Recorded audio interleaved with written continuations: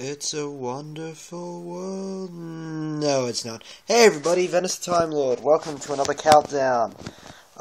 This will be one of my two videos I'm going to be doing tonight, which I'll be uploading today. One in particular will be Forever Night 117, but tonight I'm doing, my top 10 Gamecube games. You know, I've made my introduction video that the Gamecube was my favorite console in the whole world. Truthfully is, and I still love every game that I've played on it. In fact, I thought most of the game's graphics have some superiority to the graphics on the Wii, excluding Mario Galaxy and Skyward Sword and Metroid Other M. But other than that, I think it's time we get on with it. It's going to be a big, it's going to be can be long, but I'm not going to make it too long because I don't like making them. So, let's get started. And also, hey, Night 117, I like this video. Oh, vibrated. Anyway, my number 10 is a sequel to a game. As much as I do like the original game, I like Pikmin 2 over Pikmin. Not as on this list, but Pikmin 2 is. This one was the first Pikmin game I ever played, and for a Pikmin game, it's a lot more battle-based than Pikmin 1. Pikmin 1 was more puzzle-based. Pikmin 2 is got that slight puzzle bit, but has got more battling bosses and all that. Having just an overworld where we had to collect shit pots. You had to collect treasures to pay a debt, and then by going down caves and looking over the overworld for there's any treasure. They introduced two new Pikmin, the purple and the white Pikmin, and, well, it made the game a bit better, although it has one of the most disturbing levels in any video game, being the submerged castle, and it's one of the hardest, I think, in any Pikmin part of the game. So, yeah, for Pikmin, its way for the Nintendo Wii U, which is due next year, and I'm probably going to get it, but we'll just see. Number 9... 4 is also a sequel to a game. I like Pokemon Colosseum, but I love Pokemon XD Gale of Darkness. It's the sequel that takes place 5 years after the events of Pokemon Colosseum. Back to the basis of Shadow Pokemon, you have to catch them with the Snag Machine, where you use other people's Pokemon and try to purify them back to being normal Pokemon. You'll start off with an Eevee this time, not an Espeon and Umbreon, but you can evolve it very early. There are many different Pokemon this time, unlike in the previous game, but the only sad part is I don't actually own XD Gale of Darkness, and I wish I actually did, because Colosseum is good, but I prefer XD. That's my opinion anyway. Number 8 is from the Mario Kart franchise, Mario Kart Double Dash. As much as I love Mario Kart 64, Mario Kart Double Dash isn't that far behind, and the reason is because the idea of having two people in the same car was actually very unique. All the new characters they introduced, mine was still Yoshi, and all the cool cars, like the Bowser Mobile, that was actually amazing, I think. If people have any opinions on my top 10, you can leave comments. Evernight 117, if you have any opinions on my countdowns, you just leave me messages and I'll answer them. Anyway, Mario Kart Double Dash, there's nothing much to say. It's my number 8 and that's it. Number 7 is none other than a sequel to another game. The second game in the Metroid Prime trilogy, Metroid Prime 2 Echoes. Now, I'm going to admit this, it is an extremely hard game compared to Metroid Prime 1 and 3, which I've played all 3 games. Prime 2 was more difficult. It was set based, like, in the idea of A Link to the Past with the light and dark world. You pretty much had to destroy the Ing, and most of the bosses were just bigger versions of enemies with darker things and stuff. And there was actually a few exceptions like Quadraxis and Shaika, and of course, Dark Samus. Final boss was decent. Well, the true final boss, the final boss was just random and stupid. But you know, good game. This is also available on the Wii with the Metroid Prime trilogy. But in hindsight, it's probably not my favourite. It's not close to being my favourite Metroid game, that's for sure. Number 6 is none other than the first Mario game released on the GameCube, which was not feature much of Mario, and that was Luigi's Mansion.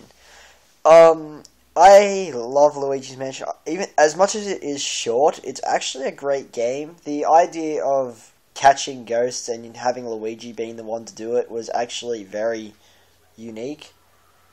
There is a sequel coming out, Luigi's Dark Moon, for the 3DS. I do want it, but I don't know when it's coming out, unlike the other games, so we'll just see. I'll probably be expecting this on the the Nintendo eShop that the Wii U will be possessing, because of the fact that this game is incredibly old, even though I own it. So, yeah. Number 5. Now, we've gone over 3 Zelda games, and I've said that Majora's Mask is my second, and Ocarina of Time is my 5th, but my third favourite is The Legend of Zelda: The Wind Waker. Now, a lot of people have criticised this game because of its cartoon-like look, but I actually think it's brilliant. The map is huge. The dungeons are quite... that was my phone again. The dungeons are quite large. The comedy features that are in it are pretty decent. And there weren't many new items. They were just rehashes of old ones. There was the Deku Leaf and the Grappling Hook, which are really good items. As I said, it's not my favourite Zelda game, it's my third favourite. So, Ocarina of Time, yeah, I'm sorry, but Wind Waker I prefer. Number 4, as you'd probably know, Evernight 117, you know we spoke about Fire Emblem. Well, this is the prequel to Fire Emblem Radiant Dawn. This is Path of Radiance. Number 4, first game to feature Ike, and the first 3D Fire Emblem to be on a console. It actually had style. I liked a lot of the characters. I have finished it before. Ike was an amazing character. I do like playing that game. It's not my favourite Fire Emblem game, that would be Radiant Dawn, but it doesn't come too far away from it. But for the first console-released Fire Emblem game that the rest of the world was managed to get in 3D, it was pretty decent. I don't know if there's going to be what's coming up in the Fire Emblem franchise except for the 3DS Fire Emblem due next year, but let's hope it's good too. Number 3 is my favourite Metroid game, and the first in the Prime trilogy, Metroid Prime. Where do I begin? Great bosses, great story, great new way to play Metroid. The first person view was actually amazing. The planet of Talon 4 was undescribable. The music in the game was memorable. Where else can you go from that? First 3D game with Samus Aran besides Smash Bros. Melee. Speaking of which, number 2 is Super Smash Bros. Melee. The first or second GameCube game I ever played was in fact Smash Bros. Melee. And of course I played as Pikachu constantly because I actually had no idea of any other character besides Mario and Link. But Pikachu was the main one because I loved Pokemon at that time. I played against my uncle so many times. This game has got so many hours on my back that it just deserved all. I sometimes think the modes in it were better than Brawl, but Brawl has a lot more to add to it. So, Melee, you are awesome. You'll always be in my gaming history. But now we're up to number 1, and everybody's probably figured it out by now. But to recap, let's just recap what we have said. Number 10, Pikmin 2. Number 9, Pokemon XD Gale of Darkness. Number 8, Mario Kart Double Dash. Number 7, Metroid Prime 2 Echoes. Number 6, Luigi's Mansion. Number 5, The Legend of Zelda: The Wind Waker. Number 4, Fire Emblem Path of Radiance. Number 3, Metroid Prime. And number 2, Smash Bros. Melee. So, Zelda. But which one? There are a total of 3 Zelda games released on the GameCube, one being Wind Waker, and the other 2, one being Four Swords Adventure, one being Twilight Princess. And we all know what my favourite Zelda game is. Yeah, you guessed it, Twilight Princess. Twilight Princess is indeed the best game ever, in my opinion. Okay, that's a bit of an overreaction. It's not the best game ever, but I think it should be. Yes, everyone still gives credit for Ocarina of Time, but Twilight Princess really was a better game. The Wolf Link idea, as well as the... Sorry about that. As well as the Twilight idea, and the new items were fantastic. You may have just thought it was just an Ocarina of Time HD remake, but it really wasn't. That was Ocarina of Time 3D. This was amazing. Now, there are two versions, the Wii and the Gamecube. I own the Gamecube, but the first one I played was the Wii, but I didn't like it as much as the Gamecube because it was easier to play. Personally, out of every Zelda, this is my favourite. Majora's Mask is my second. Wind Waker is my third. I'm not going to say what my fourth is, because that will be in another countdown. And my fifth, of course, is Ocarina of Time. Twilight Princess really diminished what it meant to be.